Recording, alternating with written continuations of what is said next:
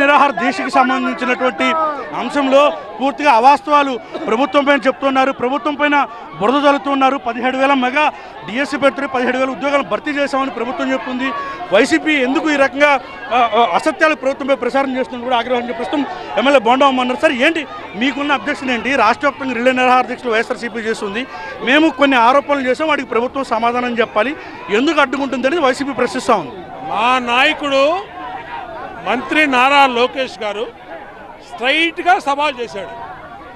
ఏ వేదిక మీదైనా సిద్ధంగా ఉన్నా, నువ్వు రా, లేదంటే ఆన్లైన్లో రా, చర్చిద్దాం అని జగన్ని డైరెక్ట్గా ఆయన మాట్లాడాడు. ఎక్కడ తప్పు జరిగిందో, ఎక్కడ అవినీతి జరిగిందో చూపించు, ఎవరికి క్వాలిఫైడ్ అయిన వాళ్ళకి ఉద్యోగం రాలేదో కూడా చూపించు అని చెప్పంటే సోషల్ మీడియాలో పేటీఎం బ్యాచ్తో వీళ్ళకి సోషల్ మీడియా ఉంది కదా అని పేకాటకి ఉద్యోగాలు ఇచ్చారు. పేకాటకి ఉద్యోగాలు ఇచ్చామని చెప్పి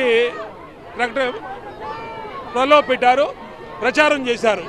అంతేకాకుండా ఉద్యోగాలు అమ్ముకున్నా అన్నారు. మేము అడుగుతా ఉన్నాం, 2019-24 మధ్య మీరు ఒక్క డిఎస్సి అన్నా పెట్టారా? మీరు పెట్టినటువంటి గ్రూప్ 1 అగ్రిగోల్డ్లో మీరు అనర్హుల చేత దిద్దిచ్చింది నేను చెప్పలా, అది తెలుగుదేశం పార్టీ కాదు, కోర్టు చెప్పింది. కోర్టు చెప్తే సీతారామాంజనేయులు జైలుకి వెళ్ళిపోయాడు, గౌతమ్ సవాంగ్ దీంట్లో ఇరుక్కున్నాడు, అనేక మంది అధికారులు సస్పెండ్ అయ్యారు.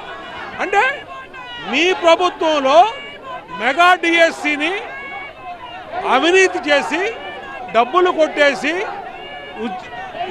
రాష్ట్ర యువత భవిష్యత్తు ఆడుకున్నటువంటి మీరు ఇవాళ అత్యంత పారదర్శకంగా మెగా డిఎస్సి నిర్వహించి 18,000 మందికి ఉద్యోగాలు ఇస్తే 18,000 మంది ఉద్యోగాలు చేసుకుంటున్నారు.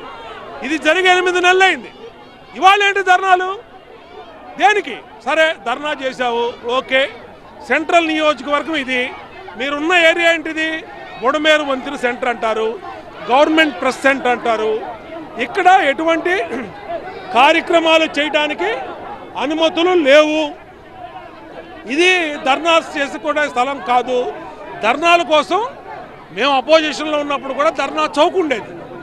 నువ్వు ఇక్కడ నడి రోడ్డు మీద కూర్చొని అందరికీ తాగుబోబిచ్చి మందు కొట్టించి వైసీపీ నాయకులు ఇష్టం వచ్చినట్టు లోకేష్ డౌన్, లోకేష్ అవినీతి, ఇంకా అన్నరాని మాటలతో లోకేష్ అంటా ఉంటే మేము పిచ్చోళ్ళమా?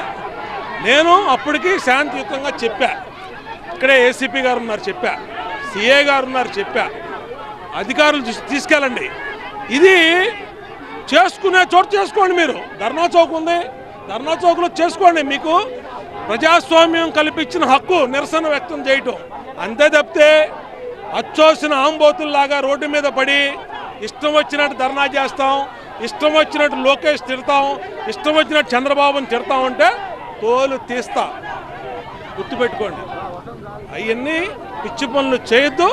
ఖచ్చితంగా మేము ప్రజల పక్షాన ఉంటాం, ప్రజలతో నిలబడతాం. ఇది ప్రస్తుతం